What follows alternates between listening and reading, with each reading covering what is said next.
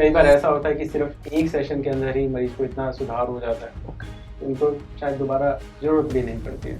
खास बात ये है कि जिन लोगों को स्ट्रेस होता है और उसकी वजह से सिर दर्द होता है, उन्हें पता रहता है कि ये हमें स्ट्रेस की वजह से हो रहा है, मगर क्योंकि हमारे पास परिवार का या सामाजिक दबाव इतना रहता है कि हमें ये बोला जाता है कि स्ट्रेस नहीं लेना चाहिए, तो कई बार लोग फ्रीज हो जाते हैं कि स्ट्रेस आया और वो कुछ भी नहीं कर पाते हैं, उन्हें समझ नहीं आता, वो कंफ्यूज हो जाते हैं कि क्या करना है, इसका रिस्पॉन्स क्या होना चाहिए। ऐसा नहीं है कि सिर्फ यहाँ तक लिमिटेड है।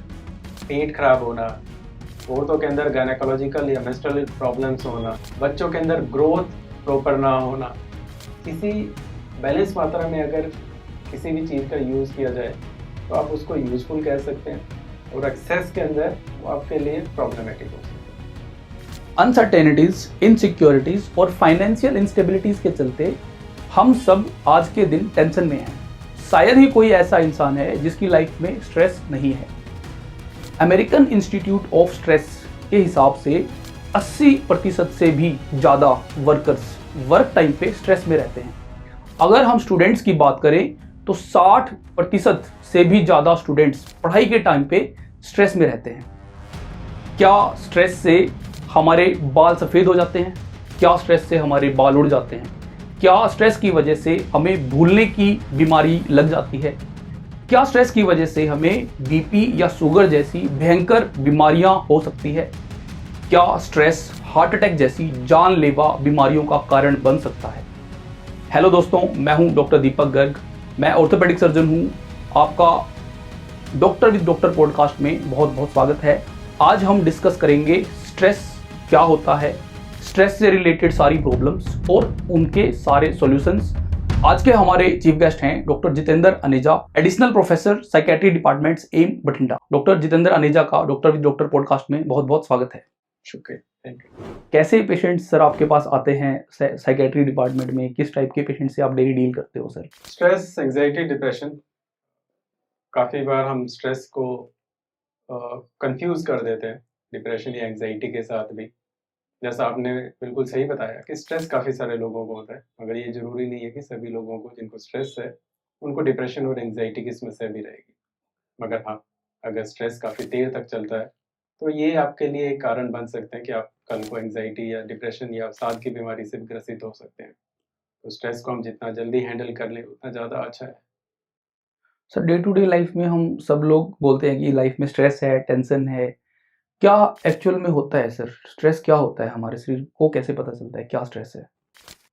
स्ट्रेस जो मेडिकल हेल्थ के अंदर या मेडिकल प्रोफेशन या मेंटल हेल्थ के अंदर जो लिया जाता है, एक फिजिक्स का कॉन्सेप्ट है। फिजिक्स में हम एक्सपेरिमेंट भी करते थे कि कितना फोर्स एक चीज़ के ऊपर लगाया जाए कि वो टूट जाए, जिसको हम स्ट्रेस या फोर्स नापते हैं। बिल्कुल सर।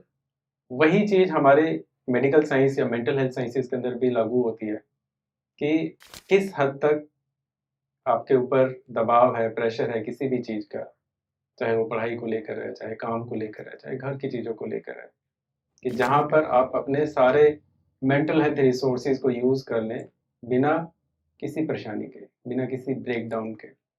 अगर आप उससे कोप अप कर पाते हैं तो आप स्ट्रेस को अच्छे से हैंडल कर पा रहे हैं। अगर आपका शरीर या आपका दिमाग उतना साथ नहीं दे रहा है तो आप स्ट्रेस के साथ जो साइड इफ़ेक्ट है, उसके नुकसान जो हैं, आप उससे परेशान होते हैं, आपको स्ट्रेस की वजह से नुकसान होना शुरू होता है। सर क्या-क्या सिम्पटम्स होते हैं स्ट्रेस के? पेशेंट मतलब क्या होगा इंसान के अंदर? आमतौर पे जो स्ट्रेस के साथ है, जो ज़्यादातर हमारे पास मरीज़ आते हैं, वो सिर दर्द की समस्या के साथ आते हैं। ओके सबसे सर। कॉमन सिम्पटम स्ट्रेस की वजह से जो होता है सिर दर्द, किसी भी तरीके का सिर दर्द। कई लोग कहते हैं कि हमें नींद नहीं आती है, सिर दर्द होता है, सुबह हम फ्रेश नहीं महसूस करते हैं जब उठते हैं। बच्चों के अंदर अगर हम देखते हैं तो बच्चों के अंदर भी आम तौर पर स्ट्रेस का कारण या स्ट्रेस का जो शुरुआती लक्षण होता है वो सिर दर्द होता है। कई लोग आँखों में दर्द, कई बच्चे आपको बोलेंगे कि आँखों में दर्द हो रहा है, पेट में दर्द हो रहा है। कई बार ये भी स्ट्रेस के लक्षण होते हैं, खास करके बच्चों के अंदर। सर कितना दर्द होता है पेशेंट को सर में? क्योंकि हम बहुत मैक्सिमम टाइम जब सर में दर्द होता है तो हम स्ट्रेस के बारे में हम नहीं सोचते। हम कोई और का ऐसा कारण सोचते हैं जैसे कि आँखों की प्रॉब्लम या कोई न्यूरोलॉजिकल प्रॉब्लम, माइग्रेन की प्रॉब्लम। बट यूजुअली स्ट्रेस को हम सर दर्द के कारण यूजुअली नहीं सोचा जाता सर। खास बात ये है कि जिन लोगों को स्ट्रेस होता है और उसकी वजह से सिर दर्द होता है, उन्हें पता रहता है कि ये हमें स्ट्रेस की वजह से हो रहा है। Okay sir. मगर कई बार वो शर्माते हैं कि किससे बात करें, कई बार उन्हें ये नहीं पता रहता कि इस सिचुएशन से कैसे हैंडल करें। अब एक तरफ जैसे बच्चों के ऊपर प्रेशर है, एग्ज़ाम है कि एग्ज़ाम तो होना ही है। एग्ज़ाम के अंदर कई सारे बच्चों को स्ट्रेस होगा, तो उनको नींद नहीं आएगी या वो नींद कम लेंगे या चाय कॉफ़ी का इस्तेमाल ज़्यादा करेंगे कम सोने के लिए। उसका साइड इफ़ेक्ट क्या होगा कि स्ट्रेस होगा। अब बिल्कुल। पता सभी को रहता है कि ये सिर दर्द जो मुझे हो रहा है वो शायद स्ट्रेस की वज़ह से हो रहा है।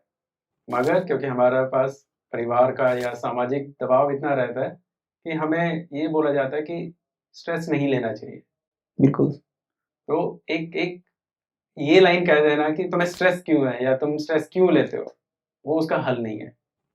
अब अगर आप किसी को जो अगर आपसे बात भी करना चाहे कि मुझे इस वज़ह से स्ट्रेस हो रहा है, मगर आप वो पहले सिरे से ही खारिज कर देते हो, तो सामने वाला उसके बारे में बात करेगा ही नहीं। तो इस वजह से ज़्यादातर लोगों को ये पता रहता है कि हाँ, ये चिंता है, ये स्ट्रेस है, इसकी वजह से ही मुझे ये सारी तकलीफ़ हो रही है। मगर आम तौर पर घर वाले उसको सिरे से खारिज कर देते हैं, जिसकी वजह से ज़्यादातर लोग इसके बारे में बात नहीं करते। सर ये कितनी सीरियस प्रॉब्लम है? क्या हमें इसको सीरियस लेना चाहिए? स्ट्रेस कुछ हद तक स्ट्रेस होना चाहिए, जो आपके लिए, काम के लिए, आपकी पढ़ाई के लिए, आपके लिए बेहतर होता है, जिसे हम यू स्ट्रेस बोलते हैं। तो कुछ हद तक स्ट्रेस जिससे आपकी आउटपुट बढ़ती है। अगर हम डेडलाइन्स नहीं रखेंगे अपने लिए, कि अगर हम एग्ज़ाम्स नहीं रखेंगे बच्चों के लिए और उनको उतना स्ट्रेस नहीं होगा, तो वो पीछे रह जाएँगे, ठीक है सर। काम अधूरे रह जाएँगे। तो कुछ हद तक स्ट्रेस यूज़फुल है। कहीं न हाँ, कहीं काम में उसके मन लगता है स्ट्रेस। बिल्कुल, उसके बाद अगर ये बढ़ता है, तो वो नुकसानदायक है।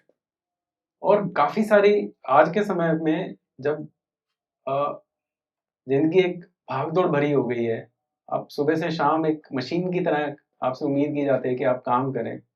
कॉम्पिटिशन पढ़ाई के अंदर बच्चों के लिए pre medical, pre engineering, chartered accountant, इतना सारा कॉम्पिटिशन बढ़ गया है, तो आपको उस कॉम्पिटिशन के अंदर अव्वल आना है, तो उस चीज़ का स्ट्रेस तो बढ़ेगा ही। सर इसमें हमारे शरीर में क्या होता है? कोई केमिकल कम ज़्यादा हो जाते हैं, जैसे बोलते हैं केमिकल लोचा कर रहा है, तो क्या एक्चुअल में होता क्या है सर हमारे शरीर में? स्ट्रेस के अंदर सबसे ज़्यादा जल्दी जो चीज़ बढ़ती है, वो हमारे शरीर का कॉर्टिसोल लेवल बढ़ता है, ओके सर। जिसे हम स्ट्रेस हार्मोन बोलते हैं। ठीक है। कॉर्टिसोल लेवल हमारे शरीर की लगभग सारी चीज़ों को कंट्रोल करता है। चाहे वो हमारा खाने-पीने का हो, ओके। हमारे खाने-पीने का नियम कैसा रहेगा। ओके। जिनको ज़्यादा स्ट्रेस रहता है, जिनका ज़्यादा कॉर्टिसोल लेवल बढ़ेगा, उन लोगों की भूख बढ़ जाती है, अच्छा इसीलिए वो स्ट्रेस ज़्यादा खाते हैं। कई बार उस खाने के अंदर कॉर्टिसोल के अंदर ज़्यादातर आपको मीठा खाने की क्रेविंग होती है।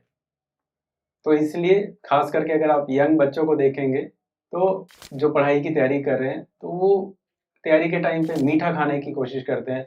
मीठे की तरफ उनका रुझान ज़्यादा होता है, जिसकी वजह से क्योंकि बैठे हैं, पढ़ाई का स्ट्रेस है और आप मीठा खा रहे हैं, आप एक्सरसाइज़ भी नहीं कर रहे हैं, तो आपका वज़न बढ़ता है, बिल्कुल सर। सर आजकल मोटापा बहुत ज़्यादा बढ़ मोटापा गया। बढ़ता है। मोटापा अपने आप में एक अलग बीमारी है।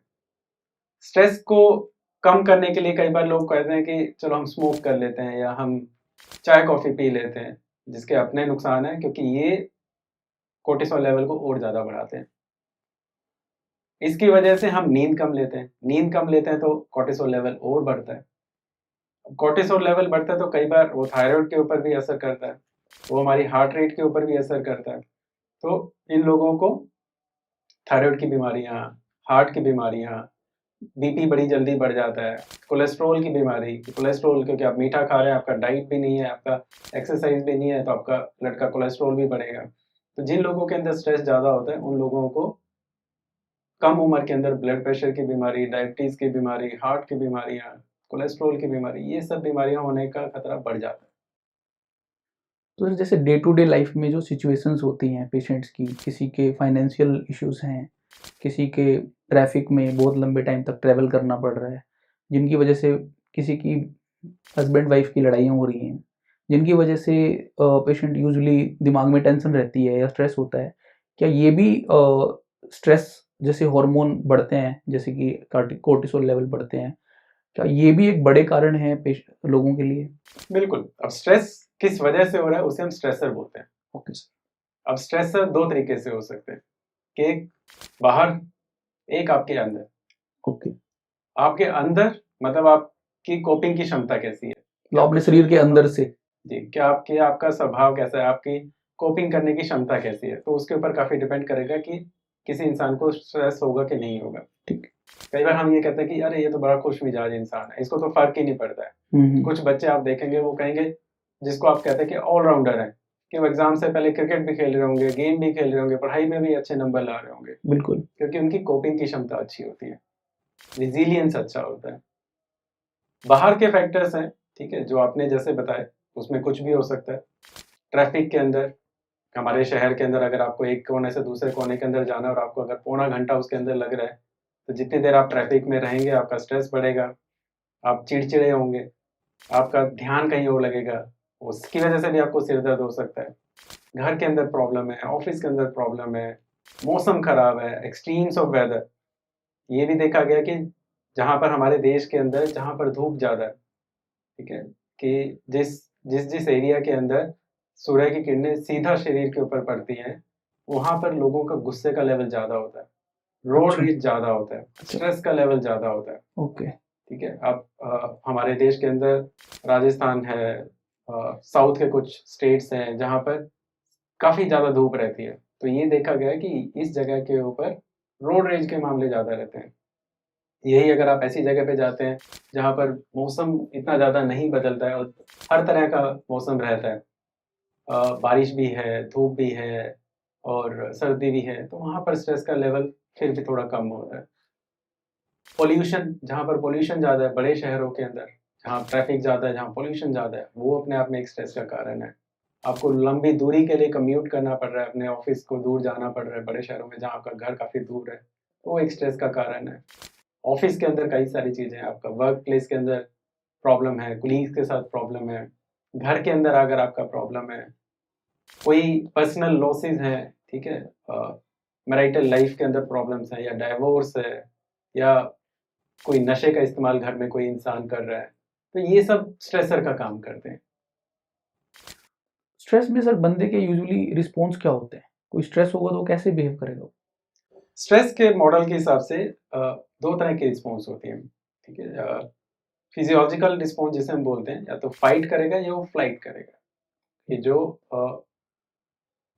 पक्षियों के अंदर, जानवरों के अंदर एक्सपेरिमेंट से जो देखा गया कि अगर एकदम से स्ट्रेस होगा तो क्या रिस्पॉन्स होगा, तो कई बार लोग फ्रीज हो जाते हैं कि स्ट्रेस आया और वो कुछ भी नहीं कर पाते हैं, उन्हें समझ नहीं आता, वो कंफ्यूज हो जाते हैं कि क्या करना है, इसका रिस्पॉन्स क्या होना चाहिए।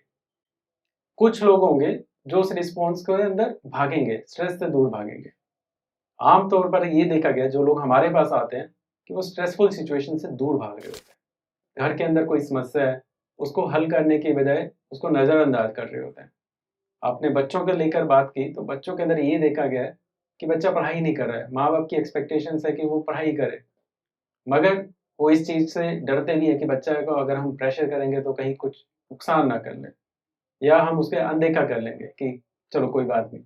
मगर जब आपकी एक्सपेक्टेशंस हैं, जब आप उसे बार-बार बोलते हैं और बच्चे को आप एक तरीका भी नहीं सिखा रहे हैं कि कैसे उसे जूझना है, उससे कैसे उसे निकलना है, कैसे उसे कोप अप करना है, तो ये सारी चीज़ें आपके जो अ, कोपिंग रिस्पॉन्स है उसको प्रॉपर तरीके से बच्चा नहीं यूज़ कर पाता। Okay sir. अ, सर आजकल सोशल मीडिया का यूज़ बहुत ज़्यादा बढ़ गया है। बच्चे, छोटे-छोटे बच्चे मोबाइल फ़ोन, टीवी का यूज़ बहुत ज़्यादा बढ़ गया है। तो क्या इससे स्ट्रेस का लेवल बहुत बढ़ गया है सोसाइटी में? जी हाँ, सोशल मीडिया की अगर हम बात करें, सोशल मीडिया की वजह से आपका स्क्रीन टाइम बढ़ता है। स्क्रीन टाइम ज़्यादातर मोबाइल का है।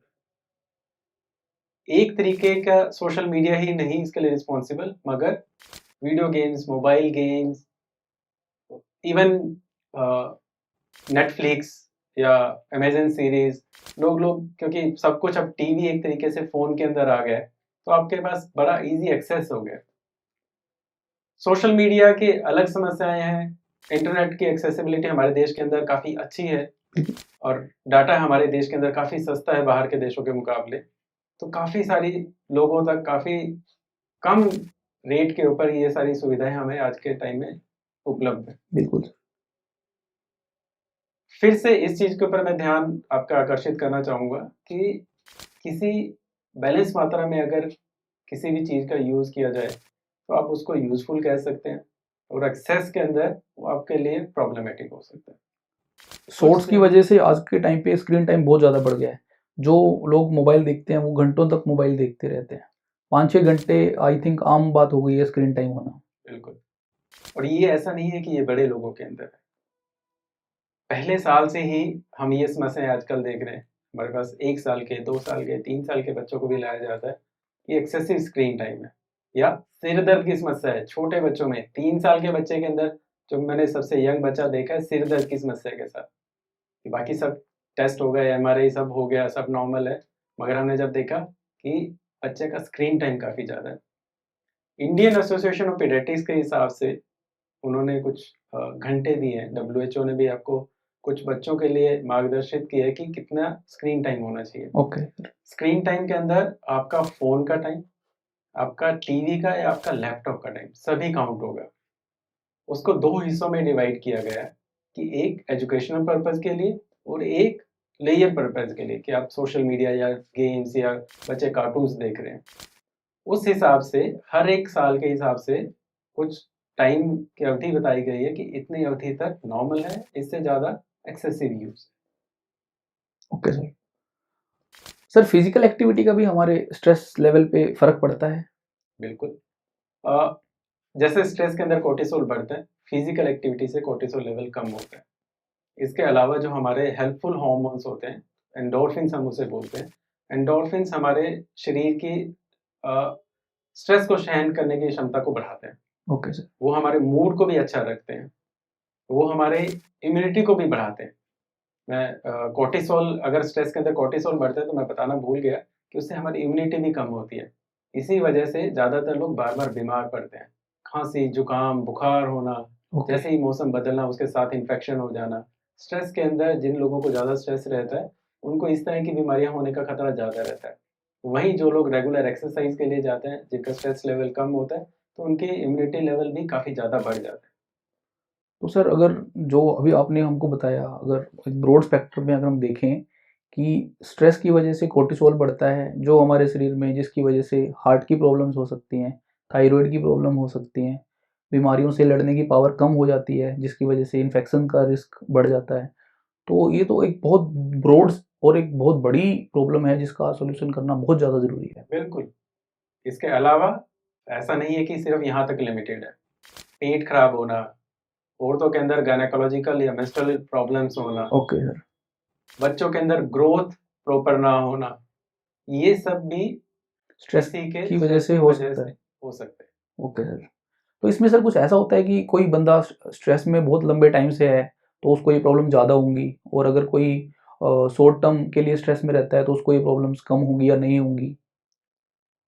बिल्कुल सही है कि एक्यूट स्ट्रेस और एक क्रोनिक स्ट्रेस की हम बात कर रहे ओके हैं। सर। एक्यूट स्ट्रेस के अंदर आमतौर पर आपको छोटे-मोटे लक्षण दिखाई देंगे कि सिर दर्द हो गया या चक्कर आ रहे हैं या आपको घबराहट हो रही है। क्रोनिक स्ट्रेस का मतलब है कि आपका शरीर धीरे-धीरे एडजस्ट कर रहा है, कि क्रोनिक स्ट्रेस तो है, मगर शरीर उससे जूझने के लिए अपने लेवल को बढ़ाने की कोशिश कर रहा है। जब वो लेवल को बढ़ाने की कोशिश करता है, तो सारे शरीर के अंदर, चाहे वो हमारी खून की नलियाँ हैं या दिमाग की नसें हैं, इन सब के अंदर जो हार्मफुल चीज़ें हैं, जैसे कि कोलेस्ट्रॉल, जो हार्मफुल कोलेस्ट्रॉल है, वो डिपॉज़िट होना शुरू हो जाता है।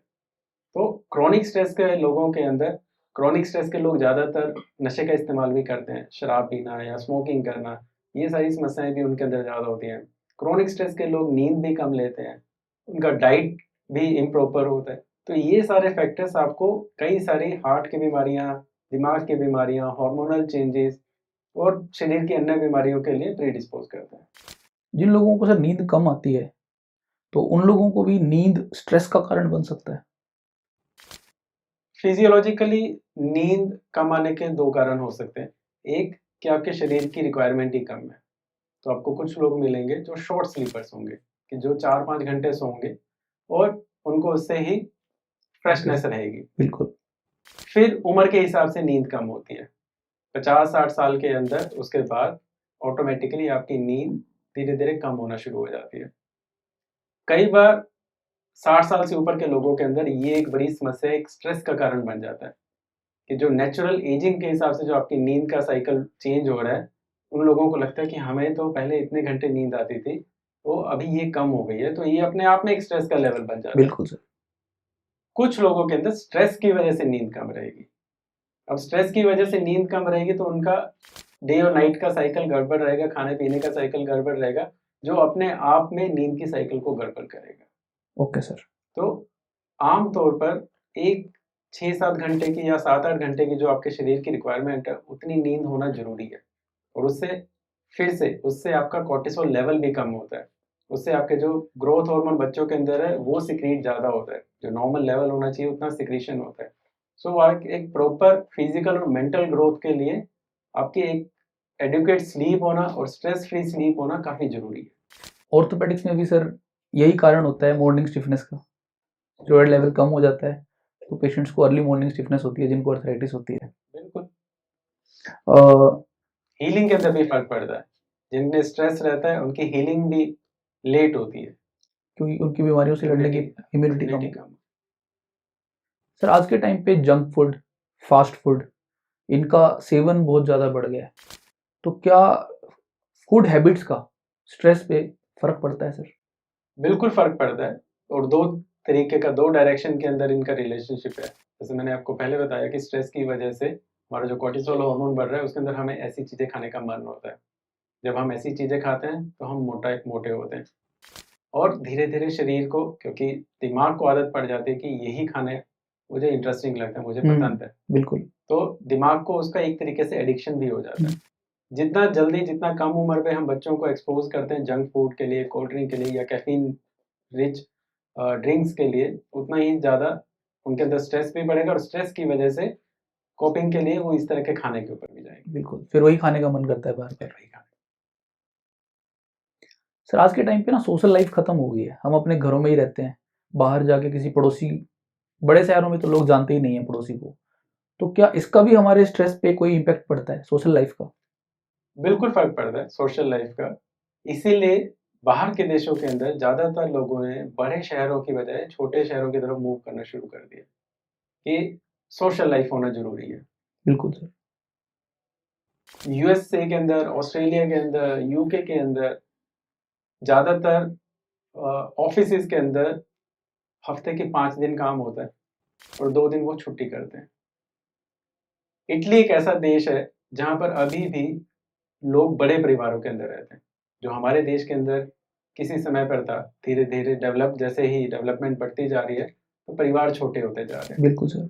इटली एक ऐसा देश है जहाँ पर परिवार अभी भी ग्रुप्स के अंदर रहते हैं, 5-5, 6-6 परिवार इकट्ठे रहते हैं, और वो इंश्योर करते हैं कि हम हफ्ते के अंदर 3-4 दिन ऐसे निकालें कि जब हम इकट्ठे खाना खा रहे हैं, इकट्ठे हम घूमने जा रहे हैं, इकट्ठे हम कोई भी एक्टिविटी कर रहे हैं।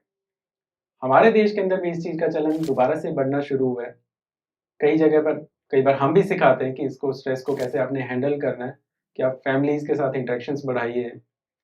सिर्फ सोशल मीडिया के थ्रू लाइक और डिसलाइक की बजाय आप फ़ोन का इस्तेमाल कीजिए, आप उनसे बात कीजिए। आप बच्चों के अंदर ख़ास करके, जो छोटे बच्चे मेरे पास आते हैं, माँ-बाप को मैं सिखाता हूँ कि अगर आप इनको फ़ोन से हटाना चाहते हैं, तो बेटर है कि आप इनकी फ़िज़िकल इंटरेक्शन को बढ़ावा दें।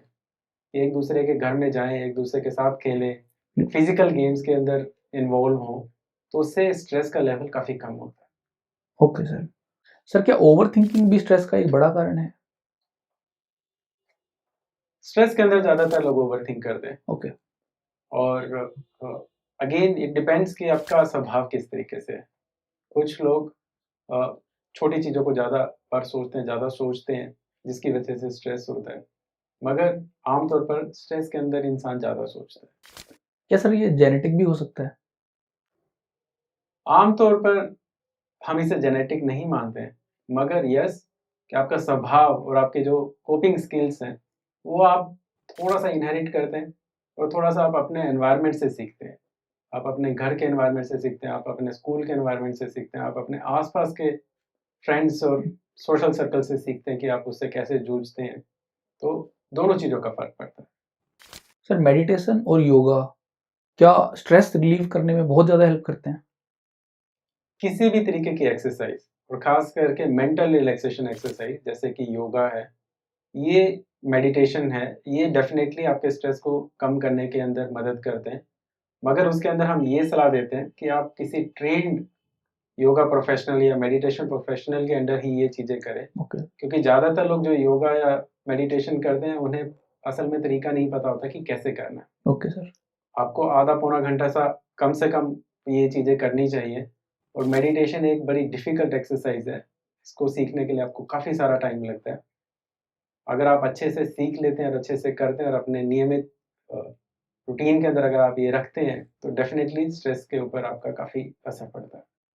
सर क्या स्ट्रेस और एंजाइटी दोनों सेम होते हैं? नहीं, स्ट्रेस और एंग्ज़ायटी डिफ़रेंट है। स्ट्रेस धीरे-धीरे बढ़ता है तो लोगों को एंग्ज़ायटी और डिप्रेशन की बीमारी भी हो सकती है। स्ट्रेस एक ऐसी चीज़ है जो हम सभी को होता है। एग्ज़ाम से पहले मुझे भी कभी रहा होगा। इस सेशन से पहले भी शायद थोड़ा बहुत स्ट्रेस रहा होगा, मगर वो स्ट्रेस इतना नहीं होगा कि जिससे मेरी लाइफ़ के ऊपर असर करे। Okay sir. तो आम तौर पर यूस्ट्रेस जो है, जो एक फ़ायदेमंद स्ट्रेस है, वो हम सभी को होता है। बिल्कुल सर। और एंजाइटी क्या होता है सर? एंग्ज़ायटी के अंदर आम तौर पर जो लक्षण स्ट्रेस के अंदर, क्रोनिक स्ट्रेस के अंदर दिखाई देते हैं, एंग्ज़ायटी के अंदर भी वैसे ही लक्षण दिखाई देते हैं। जैसे ही क्रोनिक स्ट्रेस का लेवल बढ़ता है, आप एंग्ज़ायटी के लिए प्रोन हो जाते हैं, आपको डिप्रेशन होने का खतरा ज़्यादा रहता है। आम तौर पर स्ट्रेस के अंदर जैसे मैंने बताया कि सिर दर्द वगैरह की समस्या रहती है। एंग्ज़ायटी के अंदर ये थोड़ा-सा बढ़ जाती है कि आपकी हार्ट बीट या हार्ट रेट बढ़ना शुरू हो जाती है, आपको पसीना ज़्यादा आता है, सिर दर्द या शरीर के कोई भी लक्षण, पेट खराब रहना, बार-बार इन्फेक्शन होना, हाथ काँपना, पसीना ज़्यादा आना, ये सब चीज़ें एंग्ज़ायटी के लक्षण हैं। कई बार ये एंग्ज़ायटी इतनी बढ़ जाती है कि आपको लगता है कि मुझे हार्ट अटैक हो जाएगा, जिसे हम पैनिक अटैक कहते हैं, कि आप इतने रेस्टलेस हो जाते हैं कि आपको लगता है कि सफोकेशन है, मैं इस माहौल से बाहर निकलूँ। Okay sir. तो क्रोनिक स्ट्रेस के अंदर ये एंग्ज़ायटी के लक्षण आ सकते हैं। सर जैसे कि डे टू डे लाइफ में कोई हस्बैंड वाइफ की लड़ाइयाँ होती है या फिर जिसमें स्ट्रेस आता है दोनों को, हस्बैंड को भी वाइफ को भी, या कोई ट्रैफिक में जैसे हम बात करते हैं कि ट्रैफिक लंबा ट्रैवल करना पड़ता है, तो जो ट्रैफिक में ट्रैवल कर रहे होते हैं उनको स्ट्रेस रहता है। बच्चों को एग्ज़ाम टाइम पे कुछ बच्चों को ज़्यादा स्ट्रेस आ जाता है। ये ऐसी सिचुएशन है बहुत बार जो अनअवॉइडेबल है। इंसान सोचता है कि मैं इसमें कुछ कर नहीं सकता, ये मेरे लिए मतलब I will have to accept it. तो ऐसी सिचुएशंस में स्ट्रेस क्रोनिक बन जाता है। तो ऐसे स्ट्रेस से बचने के लिए क्या सही तरीका है सर? एम्स के अंदर मैं काफ़ी देर से स्ट्रेस मैनेजमेंट क्लिनिक भी चला रहा हूँ। Okay sir. Stress management clinic के अंदर जो-जो समस्याएँ आपने बताई, आमतौर पर जैसे घरेलू प्रॉब्लम्स हैं, मैरिटल प्रॉब्लम्स हैं, हस्बैंड वाइफ के इंटरेक्शन ठीक नहीं है या आपस में समस्या है, उसका हल भी है। Okay sir. मगर उसका हल कौन सिखाएगा? आमतौर पर हम इसका हल कैसे करते हैं कि जो हमने अपने माँ-बाप से सीखा है या जो हमारे फ्रेंड्स बताएँगे कि अच्छा ऐसे हल कर लो, ऐसे हल कर लो। कोई भी सिस्टमैटिक तरीके से आपको नहीं सिखाता कि आपको अपनी पर्सनल लाइफ़, मैरिटल लाइफ़ कैसे चलानी है। इसके लिए मैरिटल थेरेपी या कपल थेरेपी, कई बार शादी से पहले भी लोगों को समस्या आती है, तो उसके अंदर हम कपल थेरेपी भी करते हैं। कई बार ज़रूरत पड़ती है तो फैमिली थेरेपी का भी रोल है, जो एक तरीके की काउंसलिंग है। इन चीज़ों से काफ़ी फ़र्क पड़ता है कि आपका स्ट्रेस का लेवल जो मैरिटल प्रॉब्लम्स की वजह से है, अगर आपको है, then you should go for marital counselling या मैरिटल थेरेपी। बच्चों के साथ लेकर माँ-बाप कई बार हमारे पास आते हैं कि हमें काफ़ी स्ट्रेस है, बच्चों की वजह से स्ट्रेस है। इसके अंदर भी हमें हमारे देश में कोई नहीं सिखाता कि अपने बच्चों को कैसे पालना है। तो उसके लिए मैं पेरेंटिंग वर्कशॉप्स करता हूँ, ओके। स्कूल के अंदर करता हूँ, जहाँ पर हम सिखाते हैं जो एविडेंस बेस्ड रिसर्च के हिसाब से कि अच्छा बच्चों को कैसे पालना है, क्या समस्याएँ बच्चों की किस उम्र के ऊपर होंगी, उनको कैसे प्रिपेयर करना है, बच्चों के साथ कैसे डील करना है, वो सिखाया जाता है। ऑफ़िस को लेकर, ट्रैफ़िक को लेकर जो-जो समस्याएँ हैं, उसके लिए हम सिखाते हैं टाइम मैनेजमेंट कि आप टाइम मैनेजमेंट कैसे करें। कि ऑफ़िस के अंदर काम इकट्ठा होता जा रहा है, उसकी वजह से आपको स्ट्रेस हो रहा है। So you need to learn कि आपको टाइम कैसे मैनेज करना है। तो हर एक समस्या के लिए अलग-अलग एक तरीके का इलाज है कि आपको कई बार दवाई की ज़रूरत पड़ती है, कई बार बिना दवाई के। तो हर एक चीज़ के लिए एक अलग तरीके की काउंसलिंग बनी है, जिसका आप लाभ उठा सकते हैं। जैसे किसी को पता है कि अब जैसे आपने मेरे को बताया अभी पहले ही कि लाइफ में पेशेंट को पता होता है कि उसको स्ट्रेस की वजह से ही सर दर्द है। तो ऑलरेडी लाइफ में कोई ना कोई पेशेंट की प्रॉब्लम चल रही होगी जिसकी वजह से उसको सर दर्द है। तो ऐसी सिचुएशन में क्या पेशेंट को डायरेक्टली साइकियाट्रिस्ट के पास जाना चाहिए? बिल्कुल, साइकियाट्रिस्ट के पास आ सकते हैं, बिल्कुल आ सकते हैं। हमारे देश के अंदर अभी इतनी अवेयरनेस नहीं है कि इस प्रॉब्लम के लिए मुझे कहाँ जाना है। और सबसे पहले वो जो सबसे पास में जो डॉक्टर मिलेगा उसी के पास जाते हैं। बिल्कुल सर। आप फिजिशियन के पास भी गए हैं तो फिजिशियन को भी ये देखना चाहिए कि हम इसको प्रॉपर रेफर करें पेशेंट को साइकियाट्रिस्ट के पास गाइड करें। कई डॉक्टर्स करते हैं, कई डॉक्टर्स नहीं करते हैं। कई डॉक्टर्स को पता रहता है कि साइकियाट्री की रिक्वायरमेंट है, कई डॉक्टर्स को नहीं पता रहता या उन्हें रहता है कि शायद हम ठीक कर पाएंगे। मगर पेशेंट को अगर लगता है तो वो सीधा डायरेक्टली साइकियाट्रिस्ट के पास आ सकते हैं। सर इसमें 2 प्रॉब्लम और हैं। पहली प्रॉब्लम तो ये है कि पेशेंट खुद इसको एक प्रॉब्लम नहीं मानते, स्ट्रेस को। दूसरा पेशेंट के मन में ये रहता है कि अगर मैं साइकियाट्रिस्ट के पास जाऊँगा तो लोग मेरा मज़ाक उड़ाएँगे। आपकी दोनों बातें बिल्कुल जायज़ हैं। साइकियाट्रिस्ट के पास जाना ज़्यादातर लोगों को लगता है कि सिर्फ जो पागलपन से शिकार मरीज हैं वही जाते हैं। मगर मैं आपको जो फैक्ट है वो बताता हूँ। हमारे पास सिर्फ 1% लोग ऐसे होते हैं जिनके अंदर कि किसी भी तरीके का बिहेवियरल और अबनॉर्मलिटी दिखाई देगा। Okay sir. अगर आप मेरी ओपीडी के अंदर आएँगे हुँ, तो आपको कोई भी ऐसा मरीज नहीं दिखाई देगा कि जिसकी हरकतों से आपको लगे कि वो एक मानसिक रोगी है। Okay sir. तो ज़्यादातर मरीज बिल्कुल आम लोगों की तरह वही है, उसी तरीके से आचरण करते हैं, उसी तरीके से आराम से बैठते हैं और इलाज कराते हैं। यानी कि सर जो बाकी बीमारियाँ होती हैं, जैसे कि कोई पेट की बीमारी है या कोई दिमाग की बीमारी है, कोई हार्ट की बीमारी है, शोल्डर की ऑर्थोपेडिक कोई प्रॉब्लम है, वैसे ही जो साइकियाट्रिक प्रॉब्लम्स हैं जैसे कि स्ट्रेस, एंजाइटी, वो भी एक ऐसी प्रॉपर डिजीज़ेज़ हैं, प्रॉब्लम्स हैं, जिनका प्रॉपर इलाज पेशेंट को करना चाहिए। तो सर क्या आप इसके लिए पेशेंट्स को कोई दवाइयाँ भी देते हो? देखिए स्ट्रेस अगर आप स्ट्रेस की बात करें, ज़्यादातर स्ट्रेस के अंदर हमें कोई दवाई की ज़रूरत नहीं पड़ती है। चाहे वो बच्चों को लेकर है, चाहे बड़ों को लेकर है। हमें लगता है कि यहाँ काउंसलिंग की ज़रूरत है, तो हम काउंसलिंग से ही उसका हल करने का कोशिश करते हैं। Okay sir. जहाँ हमें लगता है कि स्ट्रेस के साथ एंग्ज़ायटी, डिप्रेशन या कोई और बीमारियाँ भी हैं, चाहे नशे का इस्तेमाल है, वहाँ पर हम दवाई का इस्तेमाल करते हैं। तो सर ये जो काउंसलिंग होती है पेशेंट की, ये कितने टाइम तक और कितनी बार पेशेंट को करवानी पड़ती है? या फिर एक काउंसलिंग हर एक के अंदर कंडीशन को देखकर डिसाइड होता है कि कितनी लंबी चलेगी, कितनी ओके देर तक चलेगी। कई बार ऐसा होता है कि सिर्फ़ एक सेशन के अंदर ही मरीज़ को इतना सुधार हो जाता है, ओके। कि उनको शायद दोबारा ज़रूरत भी नहीं पड़ती है। कुछ लोगों के अंदर ख़ास करके जहाँ मैरिटल प्रॉब्लम्स हैं या जहाँ स्टडीज़ को लेकर प्रॉब्लम है, वहाँ कई बार ये इलाज लंबा चलता है। आम तौर पर 6 से 8 महीने तक का ये इलाज होता है कि 15 दिन, 20 दिन के अंदर मरीज़ एक बार आता है काउंसलिंग के लिए और वो लगातार हमें इतने टाइम के लिए दिखाता है। सर ये हमारा आज का पॉडकास्ट था, जिसमें हमने स्ट्रेस से रिलेटेड सारे डाउट्स दूर करने की कोशिश की। और thank you very much for clearing our and thank you और वेरी मच डाउट्स फॉर है। Having me. कैसा आपका सर कैसा लगा सर आपको पॉडकास्ट में? कैसा क्या एक्सपीरियंस है सर आपका? काफ़ी अच्छा एक्सपीरियंस रहा और जो आपने सवाल पूछे सभी रेलेवेंट सवाल थे। आज के ज़माने के हिसाब से बिल्कुल सही मायने के अंदर जो सवाल पूछने चाहिए, उस तरह के सवाल थे। और मैं उम्मीद करूँगा कि आपको ये पॉडकास्ट काफ़ी दूर तक जाए और लोग इसका फ़ायदा उठा पाएँ। क्या हमने कुछ मिस किया सर जो पता होना चाहिए किसी को और हम इस पॉडकास्ट में नहीं पूछ पाए, या हमने हमारी रिसर्च कम रह गई? काफ़ी हद तक आपने वो सारी चीज़ें पूछ ली हैं और अगर हम थोड़ा डिटेल में जाएँगे सभी के, तो अपने आप में एक अलग से पॉडकास्ट हो जाएगा। बिल्कुल। जैसे मैं आपको उदाहरण दूँगा कि आपने एक सवाल कई बार पूछा, जो बड़ा इंटरेस्टिंग सवाल था कि मियाँ-बीवी की लड़ाई हुँ, अगर है, बिल्कुल सर। कि ये इतना मियाँ-बीवी की कॉमन है ना अगर सोसाइटी में, इसलिए मैंने हर हर जितने 4 अपने राउंड्स हैं सर, चारों में ये क्वेश्चन डाला है। अब वो सीखना अपने आप में कई महीनों की मेहनत है। तो जहाँ पर ये समस्याएँ हैं, उसका इलाज संभव है। मैरिटल काउंसलिंग या कपल थेरेपी से उसका इलाज संभव है, जो कि लोग कई बार उन्हें उपलब्ध नहीं होती है ये सुविधा और कई बार लोग शर्म के मारे नहीं जाते। हर फैमिली में सर झगड़े होते हैं। क्या साइकियाट्रिस्ट के भी झगड़े होते हैं हस्बैंड वाइफ के सर? बिल्कुल होता है। साइकियाट्रिस्ट भी ह्यूमन बीइंग्स हैं और अगर साइकियाट्रिस्ट को भी अगर ये आपको मैं फैक्ट बताता हूँ सबसे ज़्यादा डाइवोर्स रेट साइकियाट्रिस्ट के होते हैं अच्छा मेडिकल सर, प्रोफेशन के okay, surprising sir. Very surprising. उसका सिर्फ एक कारण ही है क्योंकि वो खुद कई बार मदद नहीं मांगते। ओके। तो अगर हम मेडिकल हम्म। प्रोफेशन के अंदर देखें तो ज़्यादातर डाइवोर्स रेट्स साइकेट्री के अंदर है।